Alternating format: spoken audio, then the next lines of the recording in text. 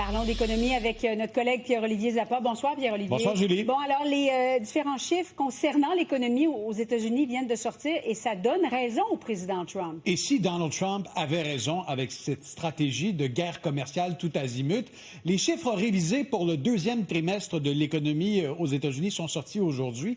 Et vous allez voir pourquoi ça donne des munitions au président américain et à sa stratégie. Alors, du mois d'avril au mois de juin, donc 3 mois au total, le PIB, le produit intérieur brut, c'est-à-dire la production totale de richesses, de biens et de services aux États-Unis, est en croissance de 3,3 %. La consommation des ménages, et on sait que c'est le moteur de l'économie américaine, c'est plus de 80 % de l'économie américaine qui carbure à la consommation, en hausse de 1,6 %.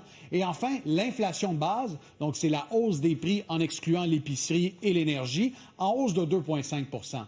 Si ce portrait-là résiste de trimestre en trimestre et demeure le même, Donald Trump pourra crier victoire. Ce qu'on craint, par contre, sous l'impulsion des tarifs, c'est que l'inflation de base, que les hausses de prix repartent de plus belle et ne viennent nuire à la croissance économique, à la consommation et aussi au marché de l'emploi. L'idéal pour le président américain, c'est que l'inflation de base baisse au cours des prochains trimestres et que le PIB et la consommation demeurent robustes. Là, ce pourrait être toute une victoire pour Donald Trump et sa stratégie, et c'est ce qu'on suivra avec les indicateurs économiques, Julie. Chez nous, maintenant, la chaîne Tim Hortons veut devenir la grande championne des bornes électriques. Oui, partout au Canada, c'est une annonce qui est tombée aujourd'hui. Restaurant Brands, la maison mère de Tim Hortons, qui annonce qu'il y aura une centaine de stations de recharge de bornes rapides qui seront installées partout au Canada, et ce, d'ici 2028.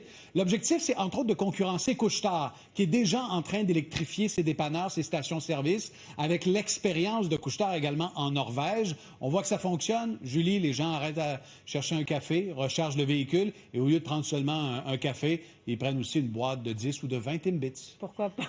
Ils prennent un peu de poids, finalement. Aussi. Mais la voiture est rechargée. Voilà. Justement, puisqu'on parle des véhicules électriques, difficulté pour Elon Musk et Tesla en Europe. Ça va pas bien. Au mois de juillet, on a les chiffres de vente de véhicules électriques en Europe. Regardez ça. Tesla en baisse de 50 %. BYD, le champion industriel chinois dans le segment des véhicules électriques, les ventes sont en hausse de 225 %. Pourquoi? Parce qu'en Europe, les véhicules électriques chinois ne sont surtarifés qu'à hauteur de 27 % environ, alors qu'au Canada, c'est impossible d'en commercialiser. La surtaxe, elle est de 100 %. C'est ce qui explique pourquoi la concurrence, elle est beaucoup plus ferme en Europe dans le segment des véhicules électriques. Un véhicule BYD, certains se commercialisent autour de 20 000 $, 25 000 $. Ça changerait la donne chez nous, n'est-ce pas? Absolument. Merci, Pierre-Olivier. Il n'y a pas de quoi. On t'écoute à vos affaires et ce soir aux 22h.